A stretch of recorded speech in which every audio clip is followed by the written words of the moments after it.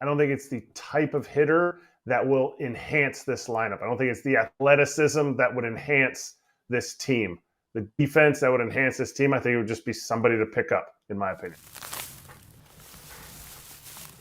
In the weeds, Jim Bowden is a writer for The Athletic, a former general manager, has a lot of different jobs. He comes on the show sometimes, and he just puts some thoughtful pieces out there. And he put 7 trades out there that he'd like to see happen at the winter meetings. I'm just doing the deep breath because there were so many comments on his article. And obviously a lot of people are just ripping the trades, but then you start to see people ripping the trades on both sides and you're like, oh, okay.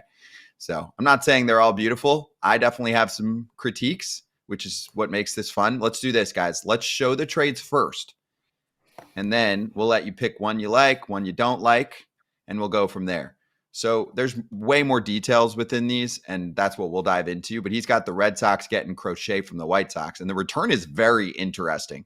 He's got Tristan Casas, Connor Wong, and Wilyer Abreu, all big leaguers going back to the White Sox, okay? Philly's getting Ryan Helsley from the Cardinals. That's a deal that also includes Alec Boehm, Nolan Arenado, and another prospect from Philadelphia. He's got the Reds landing Luis Robert Jr. from the White Sox. And again, this is not from sources. This is just deals he'd like to see. He has Bryce Miller going from the Mariners to the Orioles, and really the prize going back would be Kobe Mayo, is what he wrote about, who's a top hitting prospect in the Orioles organization. He's got the Astros getting Bellinger from the Cubs, Devin Williams going from the Brewers to the Dodgers, and the Yankees acquiring Yandy Diaz to handle first base. Who's most excited about this one besides me? I'll go in between, but Pratt or Todd Father, you got one you're really excited about? I could see them all happening. It's insanity. No way. I don't know. I'm not saying it's going to happen. The one that came to my mind is the Devin Williams and the Dodgers. And now, like, thinking about it, that can happen too. Like, this is crazy, bro. This guy, Bowden, he's on point. He's always been on point. Wait, I'm gonna go against you there, though. Okay, well, let me give you. So let's pick on that one for example. So the Dodgers get Devin Williams from the Brewers. Definitely possible. Although I would have a little bit of a hard time seeing the Brewers trade one of their top closers to a team that they legitimately could face in the NLDS or the NLCS. And that's what I was thinking. He put the return for me was way too light for Milwaukee. Kratz, he put Gavin Lux in there. They're already going to play Joey Ortiz at shortstop, so they don't need him there. And he put him as short, and Lux is not playing short anymore, so he's second, but they have a second baseman. So we've got, and obviously in Terang, who's awesome.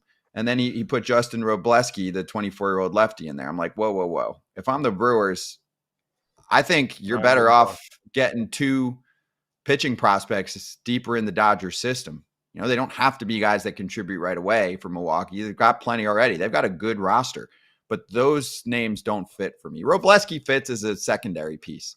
Lux doesn't fit for me. I get the Wisconsin connection. I don't care where a guy's from. That doesn't really matter to me in a trade. Yeah. Now, I don't feel like that's where they need to upgrade. I feel like their internal options of who's going to move to short.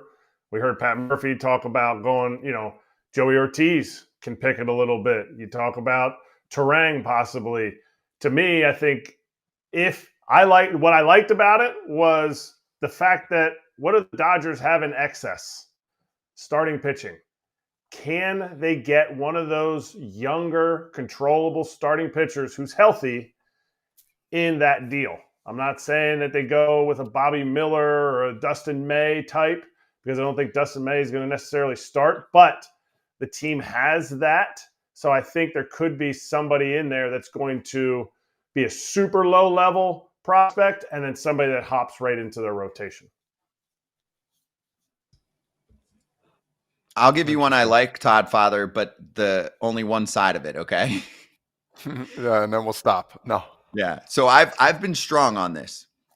Garrett Crochet for the Red Sox or the Orioles. I think both Boston or Baltimore are really good fits based on the prospects they have. I hated the other side for multiple reasons here. He's got Casas, he's got Wilyer Abreu, and he's got Connor Wong. And I'm telling you, if you look at the comments, there are hundreds just on that trade alone bashing the trade for both sides. right? Not the Crochet landing with Boston part, but what they're giving up. Boston fans think it's way too much and they don't want to give those guys up. White Sox fans don't want, it's not that they don't want those guys. They have a different plan in mind and they're actually smart on this. They're not going to be good for several years. I don't want big leaguers that already have service time eaten up. Not even 1 year. I do not want that. It is going to take a long time for the White Sox to build this back up. I'm telling you, it has been torn down to the shreds and there's not much there in the minor leagues. So for me, Kratz, the conversation has to start with somebody from the Big Four and really any of them. And so if that's Meyer, because he had a little bit more of the down year and the injury concerns and they've got other options in that spot, fine. If he's fallen to 4, I can build a deal around him. Okay. Connor Wong, for example, the Red Sox need Connor Wong. I definitely take Connor Wong out of there for both teams. The Red Sox need him, and he's going to be a free agent by the time the White Sox start winning. Yeah. So I would go as far as to say if Willier's in there, you think about the fact that they got Miguel Vargas, unbeknownst to Miguel Vargas, but I think Willier could possibly play center field if they get rid of Lou Bob in Chicago. But to me, it has to be a Marcelo Meyer, possibly a Kyle Teal, and a Wilyer Abreu, and then one other prospect for Garrett Crochet. I don't think even Casas has over 2 years right now of service. He's going to be gone by the time this team is in primes. And you don't need a first baseman. The White Sox are going to sign a first baseman to play in AAA that could come up and fill your position for you. Like, I feel like that's not where they're at. I do like the Wilyer Abreu part of it. But other than that, It's got to be guys with way less service. Marcelo Meyer and Wilyer Abreu for Garrett Crochet. Another one. I need one more. But you're not getting one more from the Big Four. You're getting another mid or lower tier prospect. I think that deal could get it done.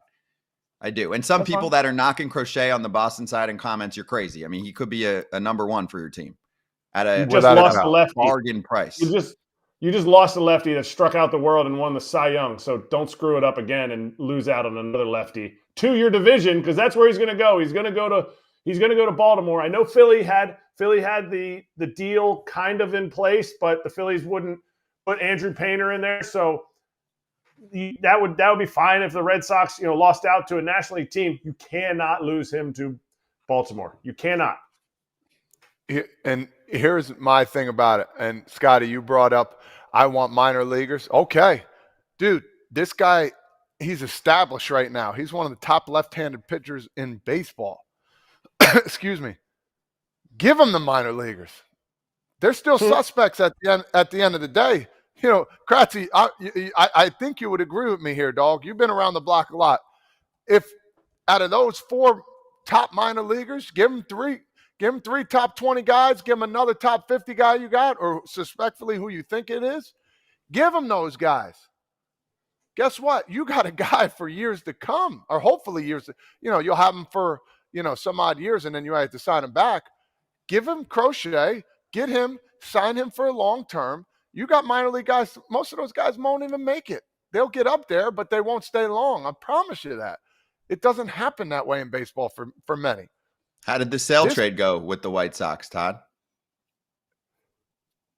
I'm saying it went well for the Red Sox. Yeah. I know they ended up offering, giving Chris Sale a big extension, but that's not part of this, right? You got Sale, you won a World Series, you gave up your crown, Yohan Moncada, big bonus money. Yeah, look. It was him and Kopech, right? Those were the 2 key pieces. Okay. Yeah. I'll take Sale. For Kopech. He's doing great. Don't get me wrong, but it took him a while to get there for he had some struggles. He had some off-field stuff going on.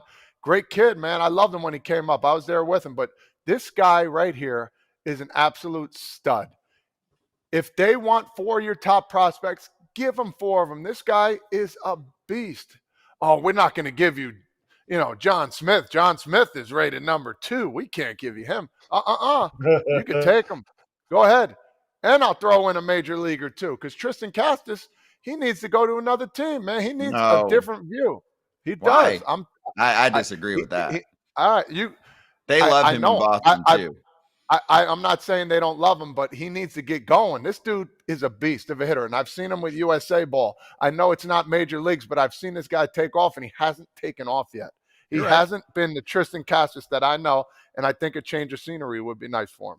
And I'm not saying this deal is going to happen, but give up your top dogs that aren't even major league approved yet and send them over and let them prosper somewhere else.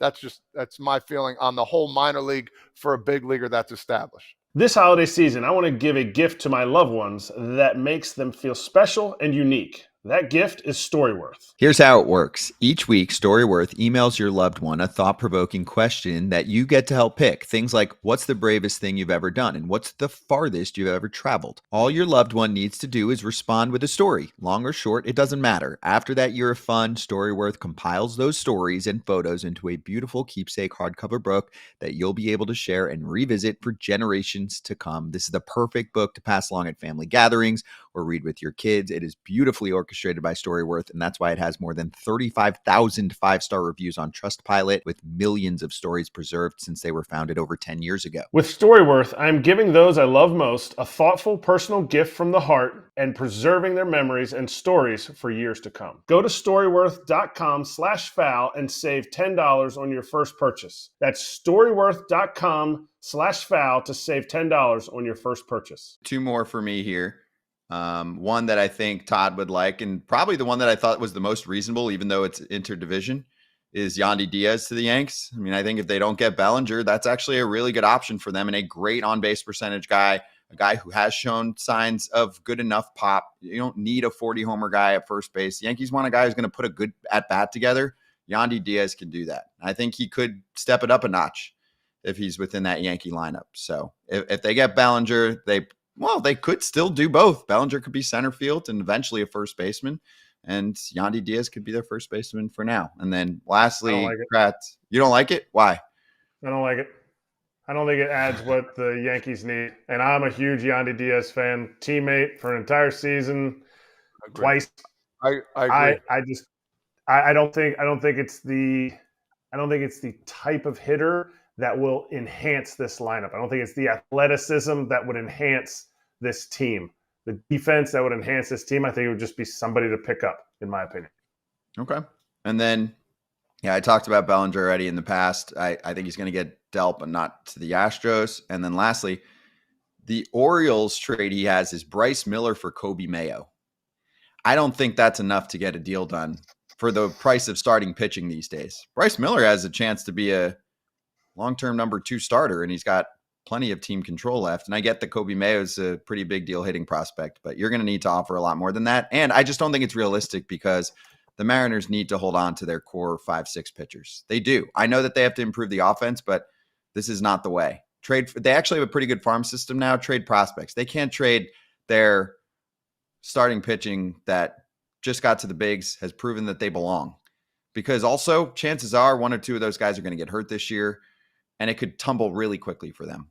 So I don't think that's a fair trade right now. I don't think that's the going rate. Not at all. Not at all. All right. So let us know your thoughts on those 7 trades. Check out Jim's article and comment if you're catching this later on. Hey, everybody. Be sure to like and subscribe for more content. We're back here every weekday, all year long, so do not miss an episode. The videos are coming in all day. Here's another video you might enjoy. Baseball the way it should be covered.